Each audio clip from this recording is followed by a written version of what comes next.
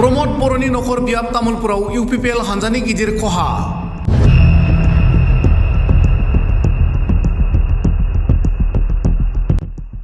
इउपिपिएलनि गोख्रों दैदेनगिरि जितेन मोसाहारिया बिपिएफ हानजायाव हाबबाय।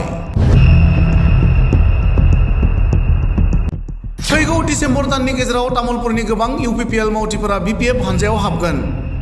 जितेन मोसाहारिनि बिबुंथि। दिनै बिटिआर हालामनि मोनबा जिल्लानि गुबुन गुबुन हानजानि 900निबो बांसिन दैदेनगिरि मावथिफोरा कार रेलि खालामनानै चिरां जिल्लानि बाथौ खेराइ फेमिलि रेजर्टआव लैहोर लैहोर फैनानै हाग्रामा महिलारिनि नुजाथिनायाव बिपिएफ हानजायाव जयनिं जायो।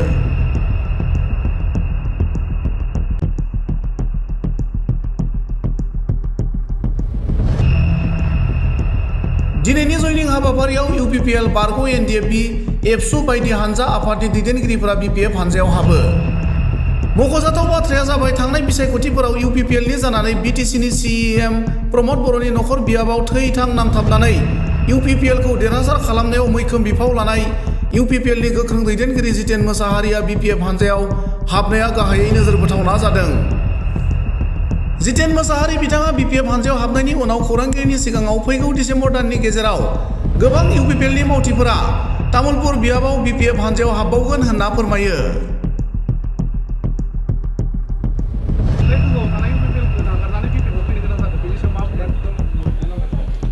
बाथ्रायाथ' बेनो दुखुनांथावना जे खुंथाय बोलोआव थानायाव सरकारा नङा होमबा मानो फैनो गोनां जाखो बेखौ आसलते दिनै आं बुङाबाबो रायजो राजाफोरा मिथिखागौ जे आं मानो फैनांगौ जाखो।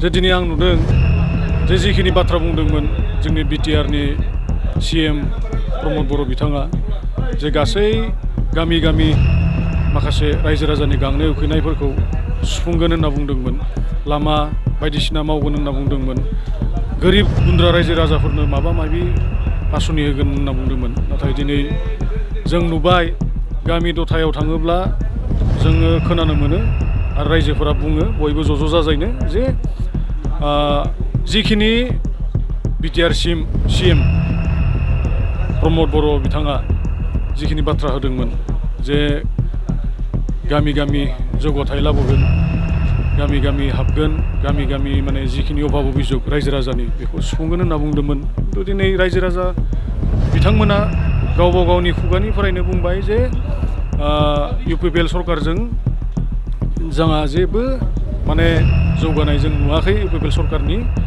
रायजो राजाफोरा। ओमफ्राय दिनै जों गामि गामि हाबनानै नायोब्ला बयबो रायजो राजाफोरा बेखौनो बुङो जे गोदान सरकार परिबर्तननि नामाव जों भट होबाय खिन्थु जेबो परिबर्तन जायाखै होनना बुंदों, जेबो जौगायाखै होनना बुंदों।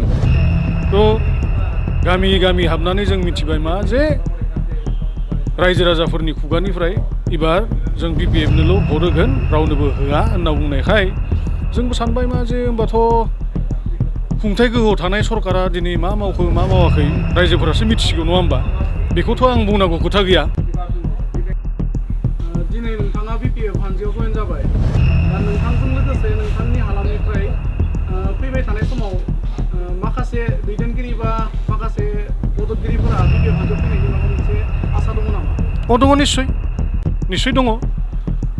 मानोना दिनै जेरैबायदिहाय बाथौ खेराइ फेमिलि रिजर्टआव लैहोर लैहोर एक्स एनडिएफबि माने कृषक मुक्ति संग्राम समिति, इउपिपिएल बायदिसिना बिजेपि दोलोनिफ्राय बायदिसिना दोलोनिफ्राय जेरैबायदि लैहोर लैहोर जयेन जाफैदों दिनैथ' मोजां सिम्पटम्स, मोजां गुड साइन बिपिएफनि थाखाय नङाब्ला। थ' बेनिखायनो आंबो बेखौ आसा खालामदों फैगोन डिसेम्बर दाननि गेजेरावनो जोंनि तामुलपुरावबो जों माखासे इउपिपिएल दोलोनिफ्राय माखासे वार्कार्सफोर, माखासे जोंनि बिपिएफखौ मोजां मोनग्रा हास्थायग्रा बिथांमोनखौ जों लाबोनानै गोबां आरो जयेन होबावनो सानदों। इउपिपिएल हानजानि दैदेनगिरिफोरा हानजाखौ गोख्रों होनना बुंना लाबोबाय थानाय समावनो सिएम प्रमद बर'नि नखर बियाबावनो इउपिपिएल हानजाया लोरबां जानो थांनाया नोजोर होथावना जादों। मानोना इउपिपिएलनि गोख्रों मावथि जितेन मोसाहारिनि बिपिएफ हानजायाव हाबनाया इउपिपिएल हानजाखौ लोरबां खालामनायाव मैखोमै गोहोम खोख्लैगोना रोखा।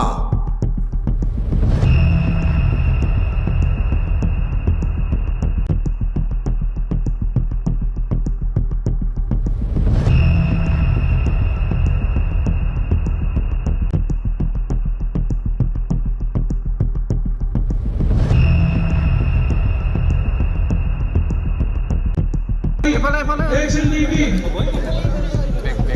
Hongkong Basumatari ex-NDP, Sanjoy Daimari ex-NDP, PG Daimari ex-NDP, Sanjoran Brahmo ex-NDP, Purun Basumatari ex-NDP, David Goyari ex-NDP. ইয়াৰ পিছত আহিব আমাৰ গৈমাৰী সমষ্টিৰ পৰা গৈমাৰী সমষ্টিত আছেনে গৈমাৰী আজিম আলী খগেন বসুমতাৰী জাহিদুল তালুকদাৰ জাকিৰ হুছেইন সাফিকুল ইসলাম শাহিদুল ইসলাম অমল দত্ত আমির আলী তালুকদার পাহারুল ইসলাম রেজাক আলী জলিল মন্ডল জয়নাল আবিদিন খাইরুল তালুকদার নুরুল হক বাহারুল ইসলাম নবীন হুসেন শাহমান চৌধুরী CWC মেম্বার কৃষক মুক্তি সংগ্রাম কমিটি গড়েশ্বৰ পঙ্কজ চৰণীয়া জেনারেল সেক্রেটারি কামৰপুৰ ডিস্ট্রিক্ট কৃষক মুক্তি সংগ্রাম